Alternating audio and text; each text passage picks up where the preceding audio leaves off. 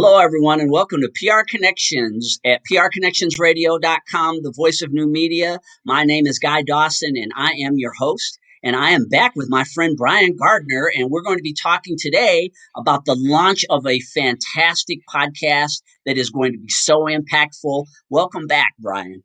Great to be here and great to be able to talk about this new show that I'm extremely excited about, of course. We Have the Power is a podcast that Brian is going to be hosting right here at prconnectionsradio.com. Brian, could you give us an overview? What is We Have the Power going to be all about?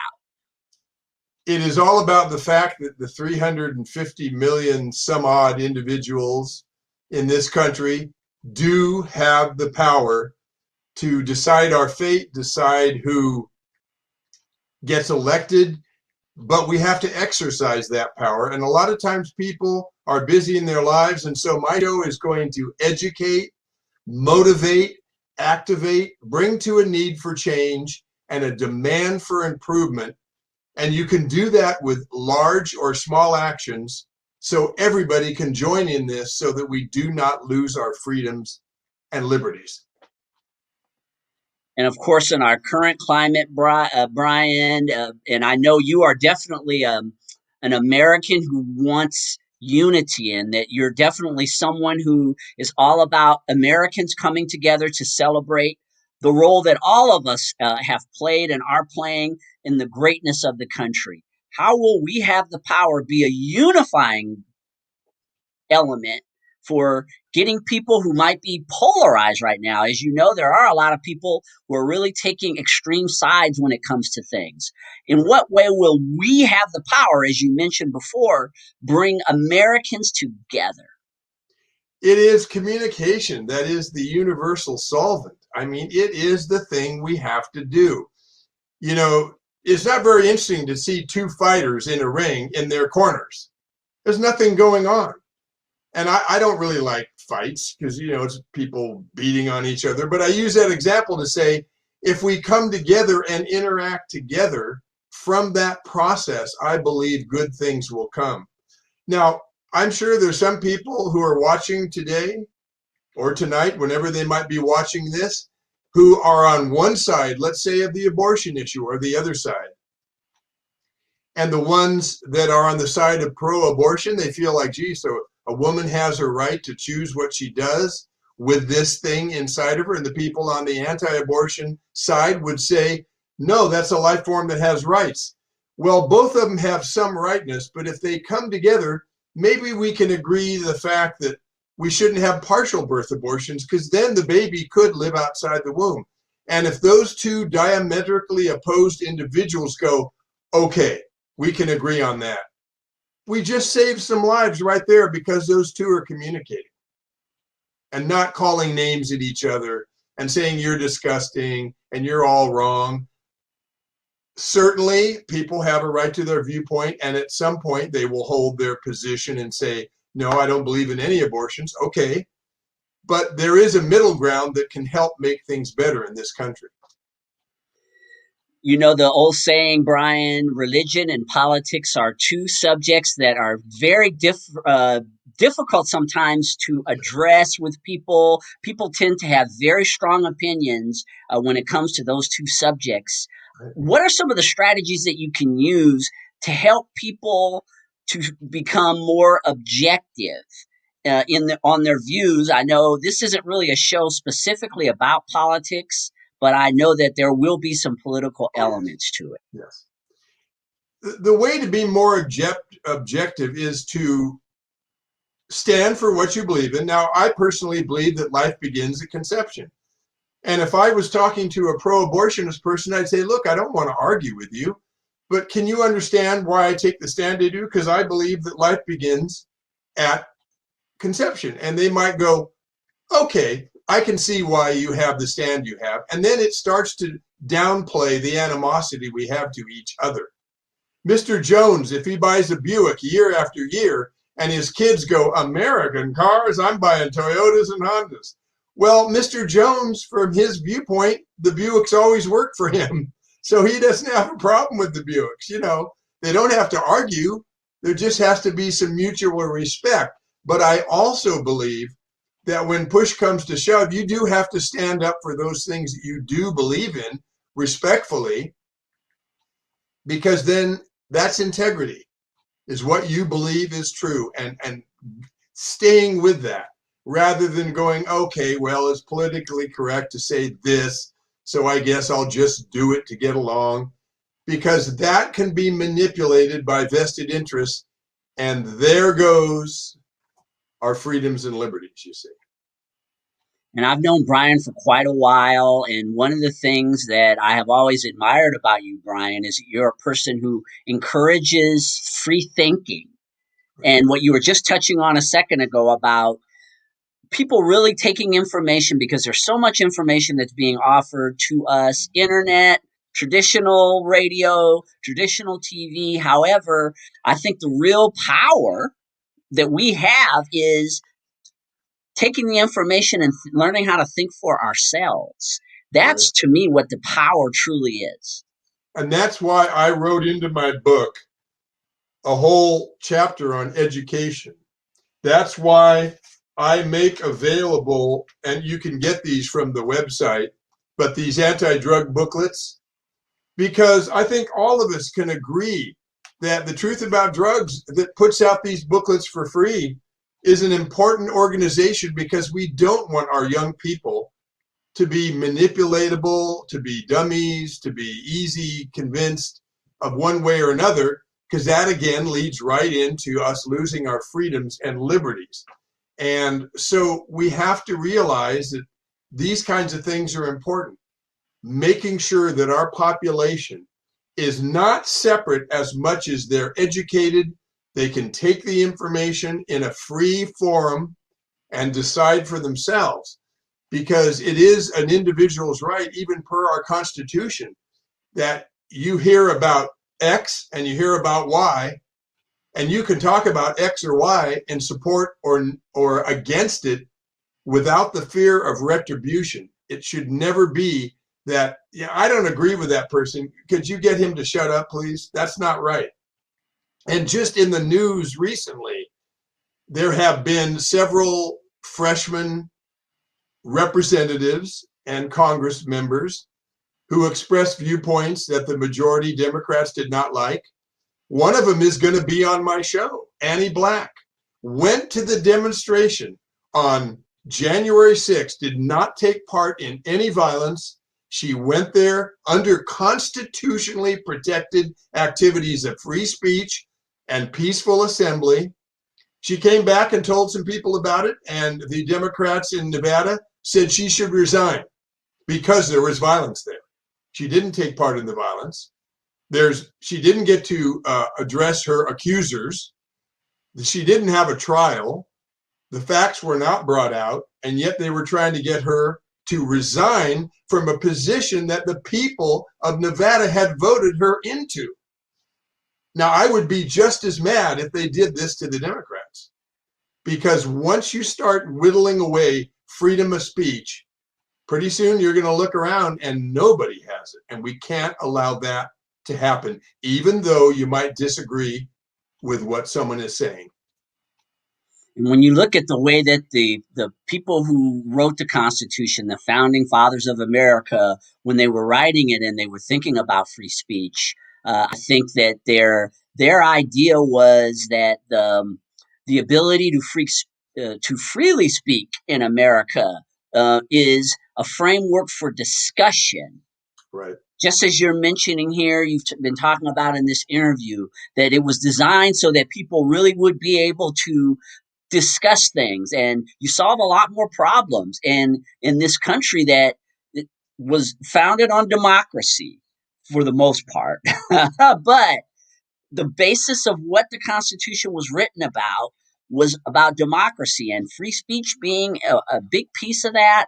I think it's very unfortunate, and it's one of the reasons why we're so excited at PR Connections to be partnering with you on this show.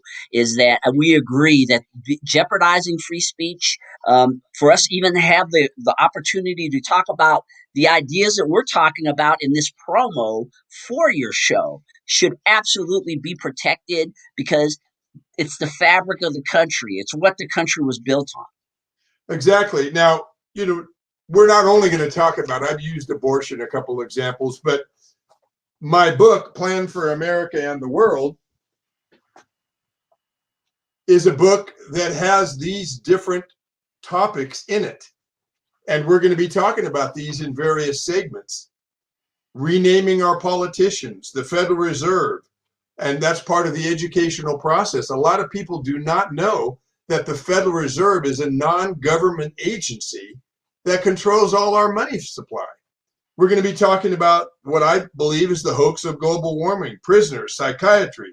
We mentioned our students.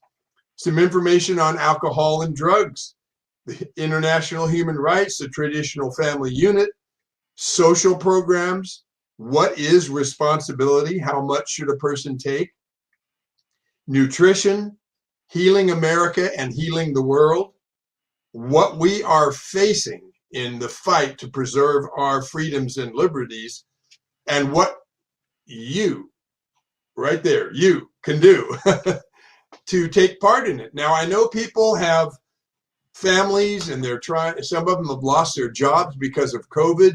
And then I come along all bright and shiny and say, hey, you ought to do something to preserve your freedom and liberties. And they go, my gosh, I feel like the wheelbarrow is so full that the wheels are going to break off. And now you want me to do something to preserve freedom and liberty. Well, small actions, Guy, and this is what your listeners and your viewers should understand. Small actions also can make tremendous changes. I wrote a song once called Do Your Part, and it starts out, how does a waterfall happen? With one drop of rainfall somewhere. It doesn't just go rush. It is a creek, and then a stream, and a river, and then a waterfall. So people that are burdened with their life not going the way they want to, who agree, Brian, I agree with you, we should protect our freedoms and liberties. I am going to give them throughout the program and the different episodes things they can do. I will have representatives from international organizations that have been instrumental in helping students study, drug detoxification, stopping abuses in psychiatry, and many other areas. And people may want to, okay, I'd like to help out that organization. That's something I could do. I could stuff envelopes. I could, man a table at a grocery store with their information once things open up for COVID. There's really a billion things you can do to feel you are making a difference. And they all add up to making a difference. People should never discount, well, all I did was man a table. Do not say all I did. That made a difference. Somebody might have picked up a piece of promotional material and they didn't put their kids on psych drugs, or they did help their kids get off drugs, or they did help their child with study because of some of the materials they got from an organization like Applied Scholastics International. It all adds up to us taking responsibility and seeing our freedoms and liberties exist for our lifetimes and into the future. Empowerment is quite a word, Brian. And as you mentioned, I think very well in your last segment there that you were talking, you talked about small actions lead to greater empowerment. And so for those out there who may be feeling disempowered right now, and you had mentioned them a second ago, that it could be very small things like watching a podcast like yours to learn more about things that can empower you. Right. That could be the first step towards you changing your situation in life. Let me tell you, when I do the episode on the Federal Reserve, and people, before I do that episode, can go and watch the videos by Bill Still. He has award-winning videos on the Fed. And that is something that Americans should know, because we are paying heavy interest on the money we borrow from the Fed. And as an American citizen, you should at least know, how did the Fed get started? Who runs them? What are they doing to the country? And there's a very sad moment in American history.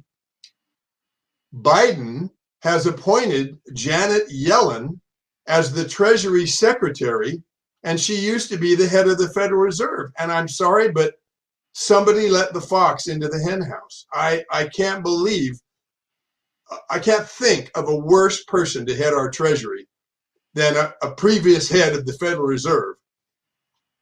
I'm very concerned about what's going to happen with that appointment. And she's been confirmed. Yeah, so there's again so much interest on different levels in the topics that you had discussed that you're going to be bringing forth every week. And I guess for you, Brian, you've been developing this platform for many years. And how does it feel now to be in an environment, I think at a higher level, that truly supports some of the ideas that you've been trying to get across for a very long time? You know, I'm a voiceover actor too, and I'd love to use this accent. Hey, look, you know, I don't even need anything for Christmas. This is like so amazing, so exciting, okay? I mean, it's like I was studying race cars. I was looking at race car pictures. I got to talk about race cars. Now I'm driving one. Thank you again, Guy, for allowing me to. I'm not trying to attack anybody. I'm trying to make sure our freedoms and liberties get preserved. And I think many, many Democrats and many Republicans and many independents will go, okay, Brian, on that point, we can agree. You got me on that point. You know?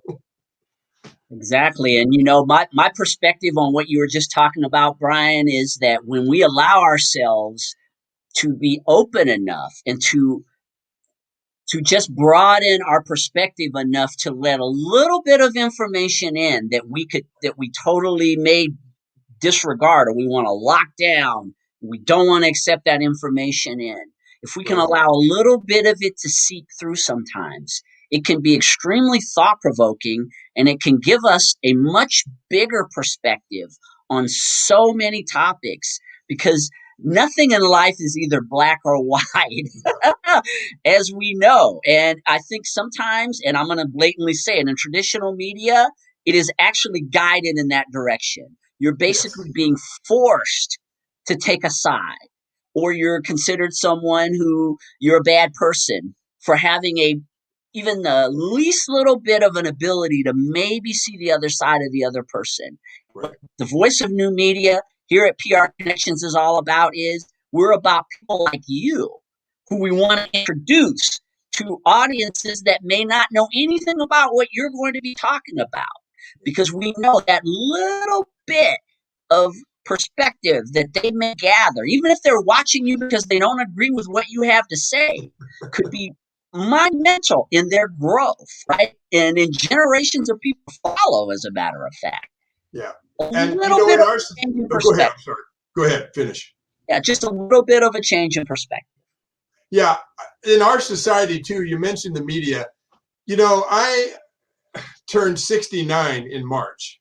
I consider myself a pretty young 69, but when it gets to March. But I also protested against the war in Vietnam, not because I didn't think the military officers who went there should be validated for their efforts. They should, but I felt that that war was a money-making scam for many businesses like Bell Helicopter and people like that. So I protested against that war. And we were called communists. We weren't called communists because the media had done due diligence and looked into what we believed and said, oh my gosh, they are communists. They said we were communists because they wanted to attach that in every article in the newspaper so people would go, oh, I can't listen to them because they're communists. Well, it came out later that we were right with the Pentagon Papers and all the exposés that that war was a money-making venture from the military-industrial complex. Now today, people are saying, oh, he's a conspiratorialist. And that's a way they're trying to discredit anybody who goes out of the norm and says something they maybe don't want exposed or they don't like. And I'm telling you and your viewers right now, I'm not a conspiratorialist. You know what I do? I act like a police investigator. All right, who could benefit from this activity? Let me tell you a brief little scenario. If Mrs. Jones has a $500,000 life insurance policy, and she dies under the least bit suspicious circumstances, hey, Mr. Jones is on the list of people we're going to talk to. I don't care how philanthropic he is. We are going to talk to him until he's no longer a suspect because he has something to gain from her death. Now, he may be innocent, but you see, if you look at things from a police investigator stance, you might say, well, who would gain and why would they do it? Why would they attack a duly elected president like Trump every day of his administration? It can't be that he's just a New Yorker and he's a little rough and tumble.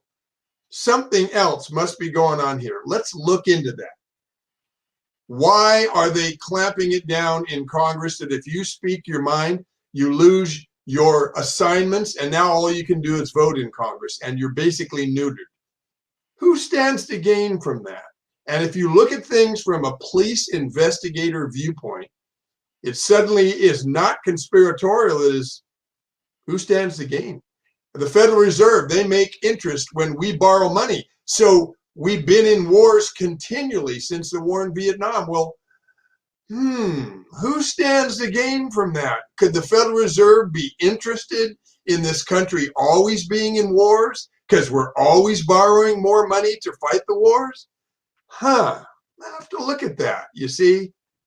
And that conspiratorial tag loses its validity if you look at it in that way. And that's how I'm going to be looking at issues for people and presenting them. Well, who could stand to gain from this?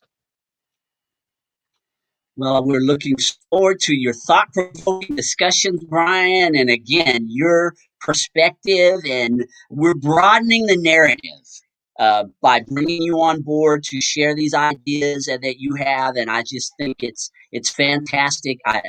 Your thought process, what you want for America, I know that you believe in it, and I think that we are all going to grow immensely. We as viewers and people who are a part of prconnectionsradio.com and elsewhere from the points of view that you're going to be bringing here. If someone's interested in buying one of your books or wants to learn more about what you do, how can they get a hold of you? Best thing to do is just to contact me via email. Gardner, Gardner. There's many ways to spell that. Gardner 2323 at yahoo.com. And because I am so passionate about making sure we don't lose our freedoms and liberties, I have many comp books that I can either email a version or, of course, send a hard copy. So you may not even have to pay shipping for my book. And one other thing that's very important, at the end of every show, I'm going to say, ladies and gentlemen, you may not have agreed with everything I've said on this program, but there's one thing that we all can agree on.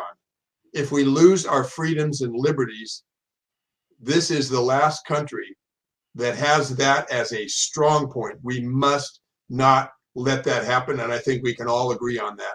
Democrats, independents, Republicans, everyone. And that's going to be the final statement on every episode because that brings us together in a very unique way. Well, again, we're looking forward to having you as a part of the prconnectionsradio.com family, Brian. And yes, these shows I think are going to really. We've been talking a lot about some of the the types of guests that Brian is going to be having on, and some of the content. And I think those of you out there who are wanting to broaden your perspectives, or if you already fall in line with what Brian is all about, some of the things that he mentioned today, I know you're going to thoroughly enjoy what we have the power has to offer, and we look forward to bringing your show to our audience very soon. And never forget, Guy, and your viewers, we have the power. That's we with a capital W and a capital E. Thanks again for stopping by, Brian, and we appreciate all of you for tuning into the PR Connection show at prconnectionsradio.com. We have a host of shows that are going to be rolling out in the coming weeks. Stay tuned on our website as well as here at Facebook and on YouTube for announcements about upcoming shows, including We Have the Power with Brian Gardner. Take care of yourselves.